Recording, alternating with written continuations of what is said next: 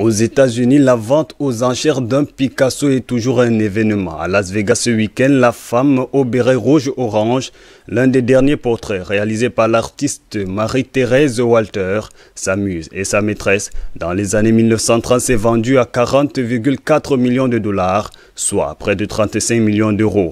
La toile peinte en 1938 avait été estimée entre 20 et 30 millions de dollars. Picasso avait peint la mère de sa fille Maya en janvier 1938, alors qu'il avait déjà une liaison avec la photographe Dora Maar durant l'une des périodes les plus inspirées et les plus productives de Picasso. 10 autres œuvres de Picasso ont été vendues par la maison Sotheby's. Parmi elles, 2 autres portraits réalisés durant les dernières années de la vie du peintre espagnol, Homme et enfant, s'est vendu à hauteur de 24,3 millions de dollars.